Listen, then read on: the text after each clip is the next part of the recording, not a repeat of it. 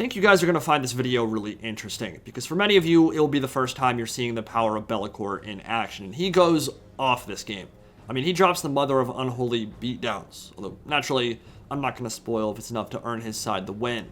It's a really good battle, with a lot of power swings and surprises, and was definitely one of my favorite 1v1s since I got access back in January. Had a ton of fun with it. But it was also one of the buggiest battles I've ever played in Total War, and that's going back 20 plus years. There are no less than 4 somewhat major, very noticeable problems that hit me during my recording of this video. 2 of those bugs were purely visual, but are unfortunately somewhat pervasive, showing up a lot on battle maps at the moment, and 2 of those bugs directly influence the outcome of the gameplay itself, which is not something you want to see, and I think will need addressing soon. So while I've left feedback for the devs, it might get lost in the ocean of messages they get, and documenting them on video will hopefully expedite the process, even if they won't get fixed before launch. The first one is the SSAO problem returning, and on some maps, particularly snow maps when units are hidden in shadow, it is worse than it was in Warhammer 2. Units are surrounded by this dark, blurry shadow or halo with light rays poking through, and it looks really bad. In this Kossar example, you can see it on one half of the unit hidden in shadow, while the other half doesn't have the problem at all.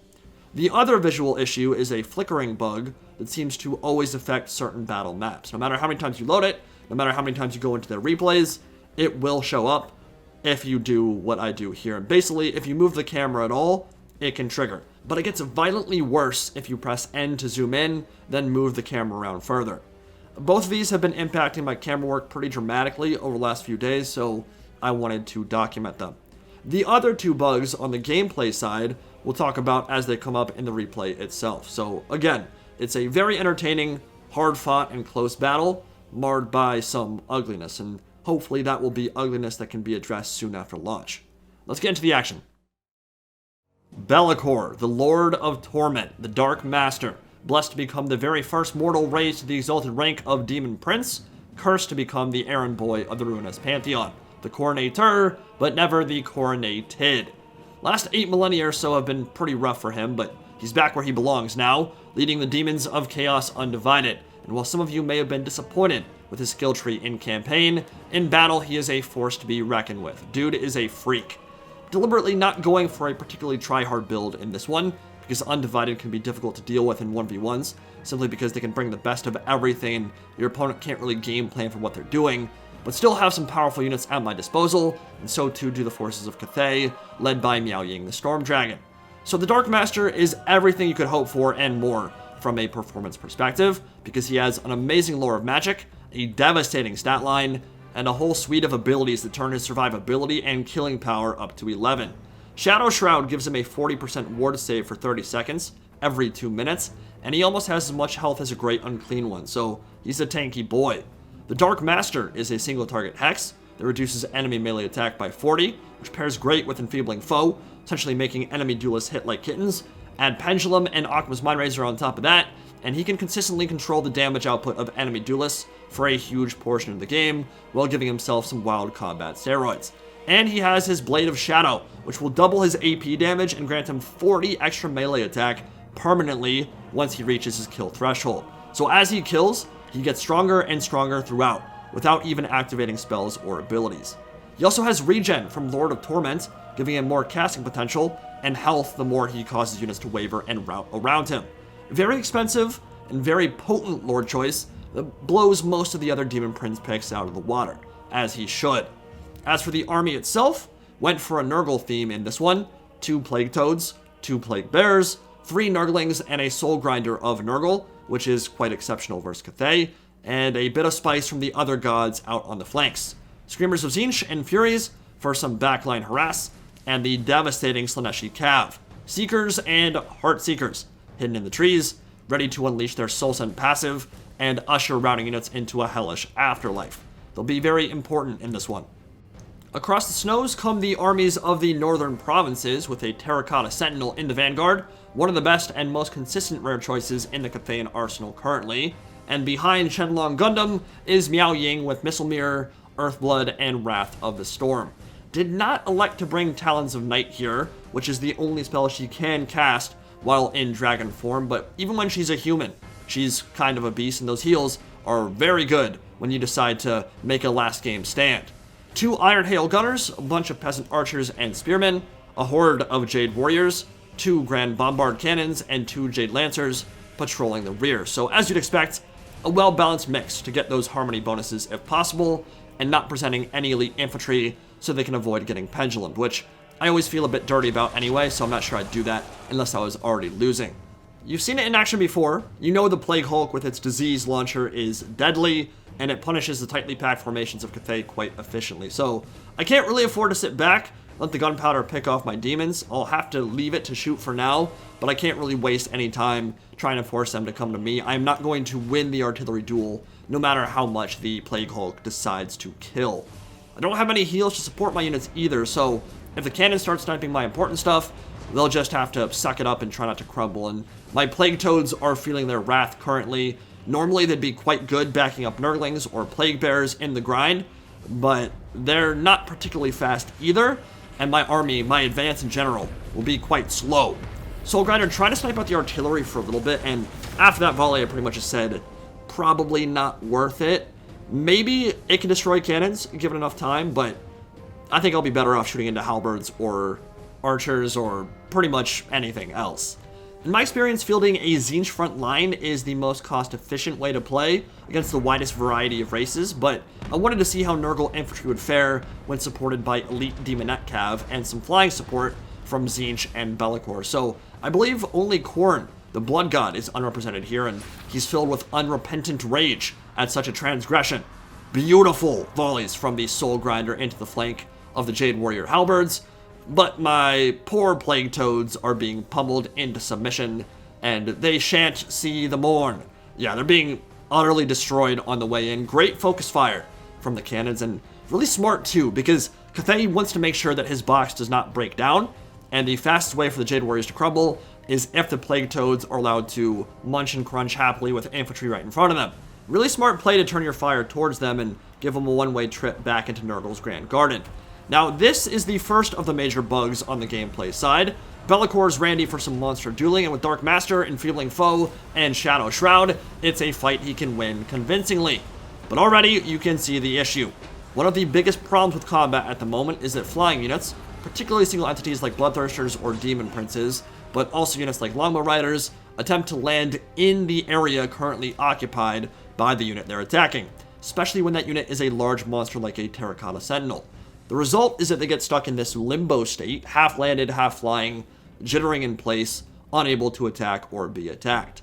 Problem is very pervasive at the moment, and leads to situations where your strongest lord or monster is doing nothing in combat against important enemy troops for extended periods of time. And for 45 full seconds here, LAKOR is going to be stuck in this limbo state where he cannot land and attack. The other major bug is that Cathay artillery cannot recrew their cannons once they're knocked off or manually disengage from them to get to a safer spot. So the Furies and Screamers diving in from the rear, if they manage to get the crew off their guns, those guns will remain silent the rest of the battle, which is obviously unintentional and makes Cathay artillery an even riskier proposition. Meanwhile, LAKOR had Akma's Mind Razor popped and should have been taking the Terracotta Sentinel down to Pound Town, but instead, his ward save ability is utterly wasted, and his minus 40 melee attack debuff is wasted too. Needless to say, this is not something players should have to babysit when they're microing an entire army, and it has very real implications on battle results and unit performance. Could have taken maybe a quarter of its health away already, instead we'll end up dealing almost no damage because they were too busy scissoring each other. Definitely a big issue. Now, the Seneshi Cav has made its mark here. They went in, they threatened some archers, and then they saw the Jade Lancers coming their way, and they were like, I don't really want a frontal engagement, let's go elsewhere and hit them in the rear later. So that's what they'll do. LAKOR said, why was I not able to hit this thing? Oh yeah, I was dry humping him from the air for the last minute and a half. So let's re-engage and think about a way to actually deal some damage with him. Big credit to Wyvern here too. He did a great job dealing with my Furies and my Screamers who have all melted, and my front line has too. I mean, this looks like a disastrous battle right now. I barely have an army at this point. I have 2 Plague Bears, 2 Seneshi Cav, the Soul Grinder, and LAKOR, which doesn't sound like a lot, but to be fair, it is a large portion of my funds. That will be a beautiful pendulum. Ideally, I'd like to be using it on units that are a bit higher value, but when 3 archers blob up in their desperate attempts to escape, I'll take that opportunity and kill whatever I can, and that will precipitate a mass rout here that will get LAKOR all his remaining health back.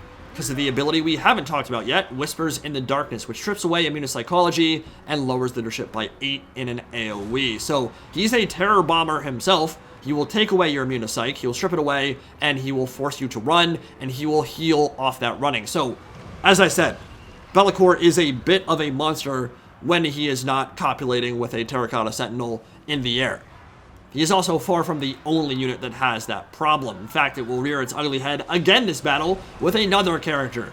10 guesses who that might be. Slaaneshi Cav moving into the rear. They're beginning to cause some serious carnage in the back lines for Cathay. Soul Grinder was chunked down to half HP by all those Grand Bombard cannons. Now we've got an important duel brewing, and let's see what LAKOR can do in that kind of scenario. Plague Bearers are holding out strong. A few of their number have died to the Jade Lancer charge, but they're incredibly tanky. Iron Hail Gunners are running for the hills, as is their wont. I mean, you don't want to be anywhere near this beast. He's pumping his chest, he's freaking out, and he's about to take Miao Ying to pound down himself. And this time, he will land, and he will get all his attacks in. Enfeebling Foe down, Dark Master down, and she has 0 MA, 21 MD, and LAKOR should be able to stomp her. I mean, he will stomp her in a straight duel. Again, it won't be particularly fast, but he has better stats. He has better abilities. He is a better duelist through and through, and he still has the wave clear of Pendulum, so it's not like he's bad at clearing out tons of infantry either. Meanwhile, the Slaaneshi Cav has a lot on their plate. The Heartseekers are down to half HP, but I am going to ask a lot from them this battle because they need to put my army on their back, essentially. Besides LAKOR, everything else is getting beaten to hell. A Bolt of Change will rain down from the heavens to hopefully deal a little bit of single entity damage. It was okay, nothing really to write home about. Soul Grinder will seek to disengage soon because otherwise he will crumble, and the Heartseekers are preying on the pretty much terrible mobility of Cathay at this point. Their Jade Lancers are beaten to hell or dead, and now it's a whole lot of low-tier infantry that's being pinned in place by Plague Bearers, which are one of the better infantry anvils you can think of. So this might be an ideal situation, despite the balance of power heavily in favor of Cathay at the moment. They don't really have the tools to stop or even slow down my Heartseekers, and the Plague Bearers are still full HP, and even though they won't cut through the Jade Lancers quickly, they don't need to. They just need to stuff them up and let the Slaaneshi Cav come in from the rear. Meanwhile, LAKOR and Miao Ying are still going at it, Purple Lightning being shot out. All of his ability is spent for the moment, but once they come back off cooldown, should be able to push that lead even further. Miao Ying has lost maybe close to 1/3 of her health. LAKOR is closer to like 1/6 of his health down, and he can regen while Miao Ying can't while she's in dragon form. Now remember, she can go to human form in the middle of combat too and cast some Earthbloods that way, so it's not like she's helpless on the healing side, but still, it is a lot more useful to not have to transform between the two to cast your spells. A little bit more flickering there, always fun. The Slaaneshi Cav is going after the archers, and, well, the cannon crew, they can't get back on their cannons, so they will be punished hard here. Big charge coming in, and the Soul Grinder moved all the way around the flank, decided to cause some terror, and the Soul Scent passive kicking in for the Heartseekers. All the archers run down, and we shan't see them again. And this is why I love Slaaneshi Cav. You get routed off, your battle lines start breaking down, and that is when they can prey, they can hunt, they can feast on your souls, and they do so exceptionally better than most other light cav in the series. So, good night. They're all dead. LAKOR is quickly losing the rest of his army, though. I mean, all the Nurglings are gone. Plague Bear unit is dead. The other one is at half HP, and there's a Soul Grinder with about 1/3 health left. So, LAKOR has a lot on his plate, too. They'll team up to deal with the Jade Lancers. Poison kicking in, but nice fire from the Iron Hail Gunners, and Miao Ying yearning for vengeance, looking for LAKOR and hoping to put him into an early grave, or at least get rid of his material form, which, I mean, he's been waiting millennia to receive again. Popping his Shadow Shroud, that's a 40% ward save, and I think rightfully Wyvern will think to disengage with the dragon if she can take off in time. which she should be able to through her own infantry, no problem. But I mean, like you blink and the Slaaneshi Cav is on the other side of the field. They were just up the hill, like a half-mile away, and now they're on the other side, killing off the rest of the archers, setting up a pendulum on the Jade Warriors and Halberds. Really nice cast on that one, taking them both down about half of their remaining health pools. Miao Ying looking to retreat, and LAKOR, he's now starting to take some damage. The Terracotta Sentinel hitting him on the flank with that Guandao. Did I say that right? No idea. But the Plague Bearers are still championing it up in the front. The Soul Grinder is actually in a very precarious position at this point. LAKOR should be moving back there to give him some cover, but a little bit slow on the uptake. Iron Hail Gunners firing in. And now the second example of what I am talking about, where a large single entity attempts to land in and amongst another large single entity and then just does not attack. So she is stuck in that limbo state right now. That is not her grounded state where she's just not attacking. It's not like the Nakari situation, although that's another problem. It should probably be fixed if possible. But yeah, she is literally trying to land right now and unable to hit the ground because she is attacking the space that the Soul Grinder already occupies. Obviously not a good thing, and actually was very uncommon if it even existed in Warhammer 2. There were other targeting issues in that game, but this specific problem seems new to Warhammer 3, and certainly hope it's not too problematic to fix. Look at the baits and the switching from the Slaaneshi Cav, though. God, they are so much fun to use. Beautiful. Just absolutely gorgeous. Hammer and anvil, and the entire unit will rout. They'll get better stats when the Soul Scent kicks in, and they'll melt. Just absolutely melting to the Slaanesh Cav that have racked up hundreds and hundreds of kills to this point, while the Plague Bears are doing what Plague Bears do, just being ungodly tanky in that melee grind. Miao Ying smartly going back into her human form where it'll be more difficult for LAKOR to land attacks on her, and where she can support the blobs with her Earth Bloods. And frankly, if I'm her at this point, I'll be staying in my human form for the majority of this battle. Hide her in the infantry, hide her amongst the halberds, get some nice AoE healing, and it might be enough to crawl you back into this game. But right now, despite the balance of power being in their favor, I feel like Cathay is on the back foot. The Slaaneshi Cav is having their way with every single unit, picking and choosing their engagement at will, isolating units, destroying them, running them down, and they have 200 kills on the Heartseekers, 150 on the Soul Gunner, which has been awesome too. But the Plague Bearers are still alive, and this is one of the reasons why I wanted to share this battle with you guys. It just feels like the demons are all doing the things that make them special and unique and cool from a lore perspective. They are all performing their role admirably, except for the initial Nurgling and Plague Toad Assault, which obviously did not go well and put us into a bad situation from the get-go. But to be fair, Cathay would be in a better situation too if Miao Ying hadn't been hit by that exact same bug, because the Soul Grinder probably would not have been able to escape, or at least would have gotten relatively close to that crumbling threshold. LAKOR might have been able to fly over in time, but Miao Ying would have at least landed 2 or 3 attacks on it, and it would have less health for sure. But yeah, this is definitely the play as you move into late game. And I think you'll be seeing this kind of strategy a lot with Cathay in late game scenarios. Once the dragon starts taking a lot of HP damage, she can't heal while in that serpentine form, so you might as well go down as a Footlord, where she still has her full HP pool, and start casting Earthbloods and get her back into a healthy situation. Another gorgeous pendulum.